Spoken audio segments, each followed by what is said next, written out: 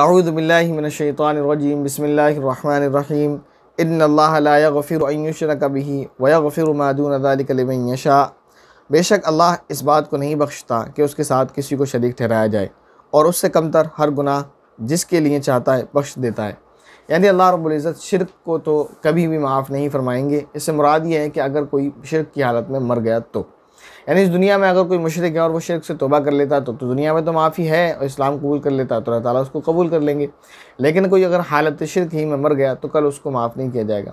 इसके अलावा जितने भी गुनाह हैं, शिर्क और कुफ्र के अलावा जितने भी गुनाह हैं, अगर इंसान ईमान की हालत में मरा और गुनाहगार मरा, बेनमाजी मरा, कोई भी उसने जो है हक़ तलफ़ी की, अल्लाह का हक़ ज़ाय किया, कोई भी नमाज़ नहीं पढ़ी, रोज़े नहीं रखे, कोई भी बुरा काम उसने किया, तो अल्लाह ताला अपने फ़ज़ल व करम से माफ़ फरमा सकते हैं अगर चाहें तो। नहीं तो चाहेंगे तो उसूल तो यह है कि जिसने चोरी की उसको सज़ा ये मिलेगी जो बता दी गई, जिसने नमाज़ छोड़ी उसको सज़ा ये मिलेगी जो बता दी गई हदीस शरीफ के अंदर। लेकिन एक फ़ज़ल और करम अल्लाह ताला अगर चाहेंगे तो उससे माफ़ फरमा देंगे। इसके बाद ये फरमाया कि दो गुनाह ऐसे हैं, एक शिर्क और एक कुफ्र। कुफ्र का तो यहाँ ज़िक्र नहीं है, यहाँ शिर्क का ज़िक्र है सिर्फ, कि शिर्क ऐसा गुनाह है कि अल्लाह रब्बुल इज़्ज़त उसको माफ़ नहीं फरमाएंगे। अगर कोई हालत शिर्क में मरता है तो फिर उसको वो माफ़ी नहीं मिलेगी, किसी सूरत में नहीं मिलेगी, वो हमेशा हमें जहन्नम में रहेगा। ऐसे ही अगर कोई हालत कुफ्र मरता है हालत कुफ्र में, तो फिर उसका भी ठिकाना हमेशा हमेशा की जहन्नम। फरमाया वमन युश्रिक बिल्लाहि फ़क़द ज़ल्ल ज़लालन बईदा, और जो शख्स अल्लाह के साथ किसी को शरीक ठहराता है तो वो राह रास्त से भटक कर बहुत दूर चला जाता है। इन यदऊन मिन दूनिही इल्ला इनासा, अल्लाह को छोड़कर जिनसे ये दुआ मांग रहे हैं वो सिर्फ चंद जनानियाँ हैं, चंद औरतें हैं। यानी यहाँ पर अल्लाह ताला ने ये कहकर एक ताज्जुब इनका ज़ाहिर किया है कि ये एक तरफ तो औरत को कमतर और जलील समझते हैं कि औरत को, बच्चियों को ज़िंदा दरगोर कर देते हैं, औरतों की कोई वैल्यू नहीं है, जानवरों जैसा समझते हैं जैसे ज़माने जाहिलियत में था। फिर उसके अलावा मज़ीद ये देखें कि जिनको इन्होंने अपना खुदा, अपना माबूद बना रखा है, जितनी भी इनकी देवियाँ हैं, सारी देवियाँ हैं, लात है, मनात है, उज़्ज़ा है, इन सब की ये पूजा करते हैं। ये तो खुद औरतें हैं। और तो और इन्होंने अल्लाह ताला के कुछ फ़रिश्ते हैं जिनकी ये पूजा करने लगे थे, उनको ये अल्लाह की बेटियां मानते हैं। तो समझ नहीं आता, एक तरफ तो ये औरतों को कमतर समझते हैं, दूसरा ये कि औरतों की ही पूजा करते हैं। वहीं यदऊन इल्ला शैतान मरीदा, और जिसको ये पुकार रहे हैं वो सरकश शैतान के सिवा कोई नहीं। यानी ना तो उन देवी देवताओं की कोई असल है, और ना ही फ़रिश्तों ने ये कहा कि हमारी पूजा करो, और ना ही फ़रिश्ते वो औरतें या जनानियाँ हैं, बल्कि ये शैतान के पीछे लगे हुए और शैतान इनसे ये काम करवा रहा है। लाअनहुल्लाह, अल्लाह ताला फरमा रहे हैं वो शैतान जिस पर अल्लाह ताला ने लानत कर रखी है। वक़ाला लअत्तखिज़न्न मिन इबादिका नसीबन मफ़रूज़ा, वो शैतान जिसने अल्लाह ताला से ये कहा था और उसने अल्लाह ताला से ये कह रखा है कि मैं तेरे बंदों में से एक तयशुदा हिस्सा लेकर रहूँगा, यानी तेरे बंदों की जो तादाद है उसमें से कुछ परसेंट, यानी कुछ लोगों को निकाल लूँगा जो उसने किया।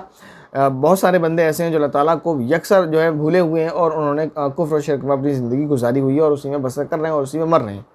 इसके अलावा दूसरा मतलब ये भी है कि तेरे बंदों में से कुछ हिस्सा लूँगा, यानी तेरे वो बंदे जो तेरे बंदे होंगे, जो तुझे पूछते होंगे, उनमें से भी कुछ परसेंट को मैं ले लूँगा और उनसे गुनाह के काम में लगाए रहूँगा। वला उज़िल्लन्नहुम वला उमन्नियन्नहुम वला आमुरन्नहुम फला युबत्तिकुन्न आज़ानल अनआम वला आमुरन्नहुम फला युग़य्यिरुन्न खल्क़ल्लाह। इस आयत के अंदर शैतान ने एक चीज़ को बताया जिसको मुसलमान कर रहे हैं और अच्छे खासे दीनदार घराने के कर रहे हैं।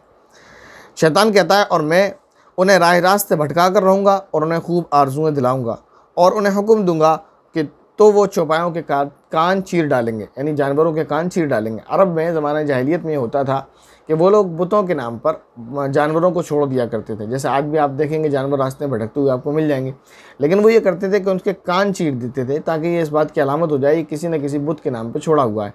तो फिर उससे कोई भी किसी भी किस्म का फ़ायदा नहीं उठाता था, वो बुत के नाम पर छोड़ दिया, वो यूँ ही भटकता फिर, किसी को साइकिल समेत उड़ा दे, किसी को बाइक समेत उड़ा दे, जैसा कि आजकल चल रहा है। कई मौतें इन लावारिस जानवरों की वजह से, जो छोड़ रखे हैं उनकी वजह से हुई हैं कि वो जिसको चाहते हैं मार देते हैं। ऐसी कई सारी वीडियोस आ चुकी हैं, काफ़ी लोगों की इससे मौत हो चुकी है और काफ़ी लोगों को जो है वैसे ही नुकसान हो चुका है, ज़ख्मी हुए हैं, तो किसी की दुकानें बर्बाद कर दी। बहरहाल तो वो लोग बुतों के नाम पर इस तरह जानवर को छोड़ा करते थे, कान को चीर दिया करते थे। और दूसरा ये वो कहता है और उन्हें हुक्म दूंगा कि तो वो अल्लाह की तख्लीक में तब्दीली पैदा करेंगे। अल्लाह की तख्लीक में तब्दीली पैदा करने का एक मतलब तो यही है कि उसका कान सही सलामत था, उसको काट दिया। तब्दीली पैदा करने का दूसरा मतलब यह है, जो आजकल मुस्लिम ख़वातीन अच्छी खासी भी कर रही हैं, वो ये कि अपने बालों को, यानी आईब्रोज़ को बनवा लेना, और इसी तरह अपने दांतों को बिला वजह सेटिंग कराना, जो पहले ये वो चीज़ है जो पहले भी चलती थी ज़माने जाहिलियत में भी, कि औरतें अपने दांतों को बीच में से उसमें कुछ कुछ जगह छुड़वा कर दांतों को सेट कराया करती थी। ये सारी चीज़ें मना है। अल्लाह ताला ने इंसान को जिस हैयत पर पैदा किया है उसी पर रहने दें। हाँ, कोई बात अलग है, कोई ऐब है पैदाइशी, उसमें नुक्स है, उसका हाथ पैर टेढ़ा है, उसकी हड्डियाँ ख़राब हैं, तो उसको सीधा कराना ये कोई गुनाह की बात नहीं है, इसकी इजाज़त है। इसी तरह किसी का एक्सीडेंट हो गया, उसका हाथ पैर बिगड़ गया, उंगली टेढ़ी पड़ गई, कुछ भी हो गया, खुदा ना करे, तो उसका इलाज कराना ये जायज़ है और बिल्कुल कराया जाएगा और कराना चाहिए। लेकिन बिला वजह खामखा की जो है ज़ीनत के नाम पर अपनी आईब्रोज़ को बारीक कराना और इसी तरह अपनी पलकों के जो है बालों को सेट कराना, या इसी तरह दांतों में सेटिंग कराना, दांतों को घिसवाना, इसी तरह नाखूनों की अलग अलग तरह से सेटिंग करवाना, ये नामुनासिब और गलत तरीक़ा है। इसके बाद फरमाया वमन यत्तखिज़ शैतान वलिय्यन मिन दूनिल्लाहि फ़क़द ख़सिर ख़ुस्रानन मुबीना। अल्लाह ताला फरमाते हैं और जो शख्स अल्लाह की बजाय शैतान को दोस्त बनाए उसने खुले खुले खसारे का सौदा किया है। यानी वो दो टूक बात जो अल्लाह ताला कहते हैं वही नबी पाक सल्लल्लाहु अलैहि वसल्लम ने भी फरमाई है और मैं भी कहता हूँ। अल्लाह ताला ने कई जगह कुरान करीम में नसीहत भी फरमाई है, प्यार से भी समझाया ऐसा करोगे तो इसका फ़ायदा ही है, और डांट कर भी समझाया कि अगर ये करोगे तो उसका नुकसान ये है। यही तरीक़ा नबी पाक सल्लल्लाहु अलैहि वसल्लम का भी है और यही तरीक़ा हम सबको अपनाना चाहिए, समझाना चाहिए। हमारा काम है मसले मसाइल को समझाना, बात को पहुँचाना, दीन की बात को। यानी कोई आईब्रोज़ मसलन बना रही है, कोई एनिवर्सरी मना रहे हैं, कोई बर्थडे मना रहे हैं, तो उनको हम समझाएंगे कि ये इस्लामी तरीक़ा नहीं है। लेकिन बहस व मुबाहिसा नहीं करना। उसके बाद ऑन द स्पॉट सीधी सी बात यह है कि आपको जो करना है करो, आप फिर देख लेना, नहीं करना फिर ये होगा। अगर आप हमारी बात नहीं मानते तो फिर याद रखें हमारा आपसे ताल्लुक़ नहीं है, इतना तो है। फिर आप उसको इस्लाम की समझ कर मानो या ना मानो, या उसे मौलवियों के चोचले कह लो, कुछ भी कह लो, जब आप हमारी बात नहीं करते, हम दूसरी बात साफ ये कहते हैं भाई बर्थडे मनाना हमें पसंद नहीं, हम कह रहे हैं अब आप हमें अपना दोस्त भी मानते हैं, अपना रिश्तेदार भी मानते हैं, फिर आप ऐसी पार्टियाँ ऑर्गेनाइज़ कर रहे हैं जिसमें लड़कियाँ भी हैं, लड़के भी हैं, डांस भी चल रहा है और गाने भी बजाए जा रहे हैं, हर तरह की खुराफात हो रही है, लड़के लड़कियाँ एक साथ बैठ रहे हैं, हर तरह का उसमें गुनाह हो रहा है, और उसके बावजूद आप ये चाह रहे हैं कि हम उस पार्टी में आएँ, और आप अगर हम नहीं आते, हम मना करते हैं, सारी चीज़ें मना करो, इस वजह से हम आपके घर नहीं आएंगे, तो आप हमारे आने ना आने की जो है कोई फ़िक्र नहीं करते और आपको कोई फ़र्क नहीं पड़ता रत्ती भर। तो जब आपको फ़र्क नहीं पड़ता तो फिर हमें भी फ़र्क नहीं पड़ता आपसे, इसलिए हम आपसे ताल्लुक़ नहीं रखते। ये हमारा काम है। बाकी आप जानो और आपका रब जाने, अल्लाह ताला आपको देख लेगा। दलाइल भी हैं इसके, जो माने दलाइल से मान ले, वरना ऐसे मान ले। फरमाया यईदुहुम व युमन्निहिम, वो तो उनसे वादे करता है उन्हें आरज़ुओं में मुब्तला करता है। शैतान उनसे वादे करता है, उन्हें आरज़ुओं में मुब्तला करता है।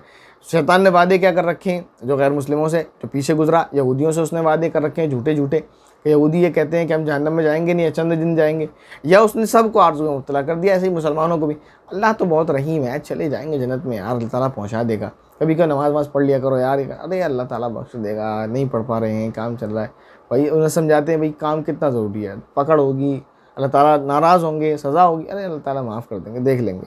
तो ये शैतानी आरज़ू हैं। ठीक है, अल्लाह ताला रहीम और करीम है, लेकिन ये कहीं नहीं लिखा कि अल्लाह ताला रहीम और करीम है और तुम बेनमाजी आओ और अल्लाह ताला तुम्हें माफ़ करेंगे और फिर जन्नत में दाखिल करेंगे, कहीं भी नहीं लिखा।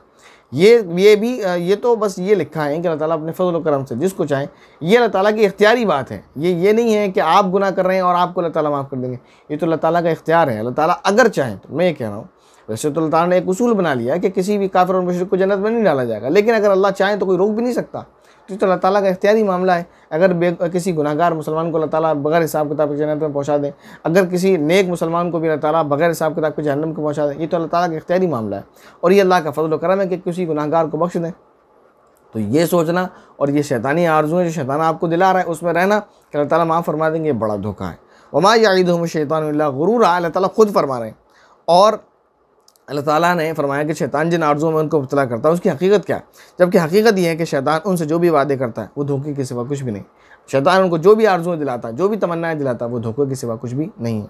उलाइका मअवाहुम जहन्नम, इसलिए कह रहा हूँ मैं, अगर अल्लाह ताला इन गुनाहगारों को बख्श देगा अपने रहम करम की बिना पर, तो अल्लाह के नबी सल्लल्लाहु अलैहि वसल्लम को ऐसी ऐसी तकलीफ़ बर्दाश्त करते हुए रातों को खड़े होकर पैरों में वरम डालने की ज़रूरत क्या पेश आ रही थी? अल्लाह के नबी को क्या ज़रूरत पेश आ रही थी कि हालत जंग में भी जो है नमाज़ें अदा करते? क्या ज़रूरत पेश आ रही थी सहाबा को? क्या ज़रूरत पेश आई उम्मत मुस्लिमा को कि उन्होंने हर हाल में नमाज को अव्वल रखा? क्या ज़रूरत पेश आ रही थी? फिर वो भी ये सोच रहे थे कि अल्लाह ताला रहीम व करीम है। ज़ाहिर अल्लाह ताला का रहम व करम आपसे ज़्यादा उन लोगों पर था, सबसे ज़्यादा रहम व करम अल्लाह के नबी पर था, फिर सहाबा पर था। अल्लाह ताला की तवज्जो, अल्लाह ताला का रहम, अल्लाह ताला की मोहब्बत आपसे ज़्यादा उन पर है, तो फिर उन्होंने क्यों नमाज़ें पढ़ी? बहरहाल आप जाने, आपका रब जाने। फरमाया बात आपसे मुराद वो लोग जो नहीं सुन रहे मुझे, जो मेरी बातों को नहीं सुन रहे, जो दीन पर अमल नहीं करते। आप नहीं, आप तो माशाल्लाह नेक लोग हैं। अल्लाह ताला हम सभी के गुनाहों को माफ़ फरमाए। यकीनन हम गुनाहगार लोग हैं और अल्लाह ताला महज अपने फजल व करम से जन्नत में पहुँचाए। हमारे अमाल तो ऐसे नहीं हैं।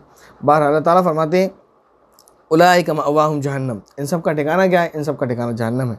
वला यजिदूना अन्हा महीसा, और उनको इससे बचने के लिए कोई राह फरार नहीं मिलेगी, यानी कोई भागने की जगह नहीं मिलेगी जब उनकी पकड़ होगी। ये धोखे में है।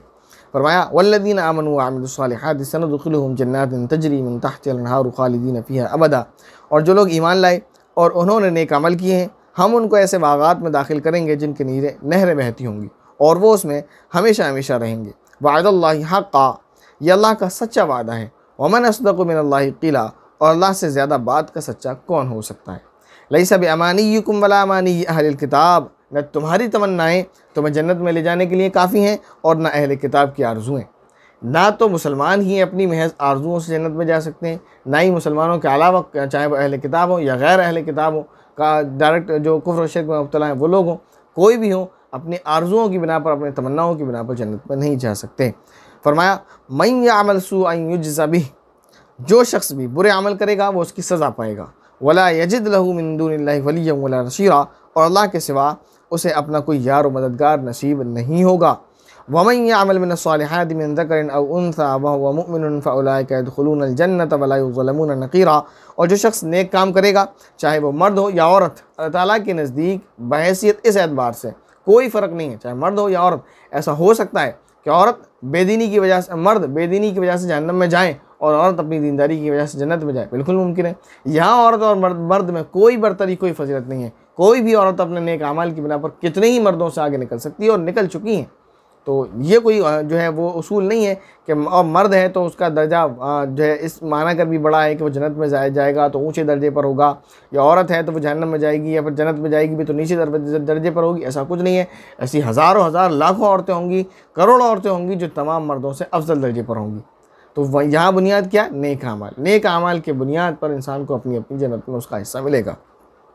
फरमाया जो शख्स नेक काम करेगा चाहे वो मर्द हो या औरत, वह मुमिनुन, हालांकि वो मोमिन हो, ये कैद है। अब आप अगर मोमिन नहीं हैं तो आप कुछ भी नेक अमल कर लें, उसका सिला आपको दुनिया में तो मिल सकता है, जन्नत में उसका सिला आपको नहीं मिलेगा, आखिरत में उसका सिला नहीं मिलेगा। इसकी एक छोटी सी मिसाल है, जैसे किसी स्कूल में कोई कंपटीशन हो, जैसे रेसिंग कंपटीशन मान लेते हो, और उसमें बच्चों के लिए प्राइज़ भी रखा जाए, first position, second position, third position, इस पर आपको प्राइज़ मिलेगा। अब स्कूल के वो बच्चे हैं जो उस मैदान रन में यानी दौड़ के मैदान में दौड़ लगा रहे हैं, उस मैदान में जहाँ रनिंग होनी है, कोई बंदा बाहर से आया और वो भी उसमें शरीक हो गया और खूब दौड़ लगाई, उसने सबसे आगे निकल गया और सब फर्स्ट पोजीशन उसने हासिल कर ली, तो क्या उसको इनाम मिलेगा? जवाब है नहीं मिलेगा। तो ये उसूल है, किसी भी स्कूल से, कॉलेज से या किसी भी कॉम्पिटिशन में किसी भी तरीके से हो रहा है, जैसे हमने कॉम्पिटिशन कराया था या कोई भी कॉम्पिटिशन कराता है, उसके लिए या ऑनलाइन या ऑफलाइन, तो उसके लिए पहली शर्त ये है कि आप उसमें एडमिशन लें। सिर्फ उसके जो है एडमिशन लिए बगैर आप उस मैदान में उतर आएँ। जैसे ऑनलाइन अगर आप क्वेश्चन हो बाई वीडियोस, जैसे मान लें यूट्यूब पर कोई वीडियो अपलोड की जा रही हो सवाल जवाब की, और उसमें कुछ लोग वो हैं जिसमें जैसे एक KBG प्रोग्राम चल रहा है जिसमें तो कोई भी आ सकता है, कोई भी जवाब दे सकता है, जिसके परसेंट ज़्यादा होंगे, जिसके पॉइंट्स ज़्यादा होंगे उसको इनाम मिलेगा, वही बात अलग है। लेकिन अगर हम कोई ऐसा प्रोग्राम शुरू करें जिसमें हम कहें कि इस प्रोग्राम में जो लोग शिरकत करना चाहते हैं, जो इनाम चाहते हैं, वो अपना नाम रजिस्टर कराएँ और उसकी फ़ीस वगैरह ही होगी। तो जो लोग रजिस्टर कराएंगे उनके जो जवाब सही होंगे उस बुनियाद पर उनको इनाम दिया जाएगा। जो लोग रजिस्टर नहीं कराएंगे, कमेंट तो उनके लिए भी ऑफ नहीं होंगे, वो भी कमेंट्स कर सकते हैं, वो भी सही जवाब दे सकते हैं। अगर वो सही जवाब देते हैं और इत्तेफाक ये होता है कि किसी बाहर के बंदे का जिसने अपना नाम रजिस्टर नहीं कराया है उसके सारे जवाब सही आते हैं, इनाम तो उसको फिर भी नहीं मिलेगा। ये छोटी छोटी मिसालें आपको मैं देकर समझा रहा हूँ। तो ऐसे ही अल्लाह ताला ने पहले ये शर्त लगाई है कि अपना नाम रजिस्टर कराएँ, उस रजिस्टर में और उसका एक कलिमा है जिसको आपको पढ़ना है, ला इलाहा इल्लल्लाह मुहम्मदुर रसूलुल्लाह। फिर इस पर दिल से आपको यकीन रखना है कि अल्लाह ताला की ज़ात वाहिद है, वो अपनी ज़ात के एतबार से भी, सिफ़ात के एतबार से भी तन्हा है और एक है, और मोहम्मद सल्लल्लाहु अलैहि वसल्लम अल्लाह के आखिरी पैगम्बर और रसूल हैं, जिनके बाद कोई रसूल और नबी नहीं आने वाला। तो इसके बाद फिर आप जो नेक और बुरे अमल करेंगे उसका सिला अलग है, और अगर आप इस कॉम्पिटिशन में सही नहीं लेते तो फिर आप इससे बिल्कुल बाहर हैं, आप सारे इनामात से महरूम हैं। फरमाया वहुव मुमिनुन फ़उलाइका यदखुलूनल जन्ना, तो ये वो लोग हैं कि जब मोमिन होंगे तो ऐसे लोग जन्नत में दाखिल होंगे। वला युज़लमून नक़ीरा, और खजूर की गुठली के शिगाफ के बराबर भी उन पर जुल्म नहीं होगा। खजूर की गुठली होती है, उसमें फटन होती है, इसमें एक डोरा सा होता है, उसके बराबर भी आपके ऊपर जुल्म नहीं होगा। फरमाया वमन अहसनु दीनम मिम्मन अस्लम वजहहु लिल्लाहि व हुव मुहसिनुन वत्तबअ मिल्लत इब्राहीम हनीफा, और उससे बेहतर किसका दीन होगा जिसने अपने चेहरे समेत अपने सारे वजूद को अल्लाह के आगे झुका दिया हो, जबकि वो नेकी का खूगर भी हो, यानी नेकी करने में लगा भी रहता हो, और जिसने सीधे सच्चे इब्राहीम की दीन की पैरवी भी कर रखी हो। वत्तखज़ल्लाहु इब्राहीम खलीला, और ये मालूम ही है कि अल्लाह ने इब्राहीम का अपना ख़ास दोस्त बना लिया था। यानी यहूद, नसारा, मुशरिकीन मक्का और बुतपरस्त लोग और मुआहिद लोग, मुसलमान लोग, इनमें से दीन सबसे बेहतर किसका है? इसकी बहस सूरह बकरा में भी चली, आखिरी आयत में जो आखिरी रुकू में वस्सा बिहा इब्राहीम बनी व याकूब, इसके तहत सूरह आले इमरान में भी चली इन दीन इंदल्लाहि इस्लाम के तहत। और यहाँ भी थोड़ी सी हो सकती है कि दीन इब्राहीमी को यहूदी भी मानते हैं, मुशरिकीन भी मानते हैं और ईसाई भी मानते हैं कि ये बरहक था, इब्राहीम अलैहिस्सलाम बरहक पैगम्बर थे और उनका दीन सही दीन था। अब किसका दीन बेहतर है, इसको आजमाने के लिए एक पैमाना है इब्राहीम अलैहिस्सलाम का दीन।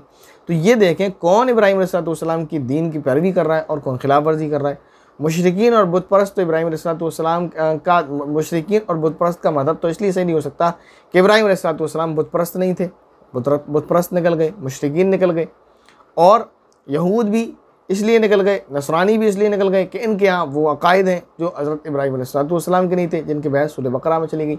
बचे वो मुसलमान महज जिनके अकायद और अरकान और अमाल सब के सब हज़रत इब्राहीम अलैहिस्सलाम से मुवाफ़क़त रखते हैं।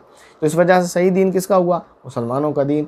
और उसको एक पैमाना बनाकर यहाँ अल्लाह रब्बुल इज़्ज़त ने जिक्र किया। फरमाया वलिल्लाहि मा फ़िस समावाति व मा फ़िल अर्द, और आसमानों और ज़मीनों में जो कुछ है अल्लाह ही का है। वकान अल्लाहु बिकुल्लि शैइन मुहीता, और अल्लाह ने हर चीज़ को अपने कुदरत के अहाते में लिया हुआ है। यानी कोई भी चीज़ अल्लाह ताला की कंट्रोल से बाहर नहीं है, हर चीज़ इस दुनिया की अल्लाह ताला के कंट्रोल में है। अब तक आयत नंबर 126 का तर्जुमा और मुख्तसर सी तशरीह आपके सामने पेश कर दी गई। अस्सलामु अलैकुम व रहमतुल्लाहि व बरकातहू।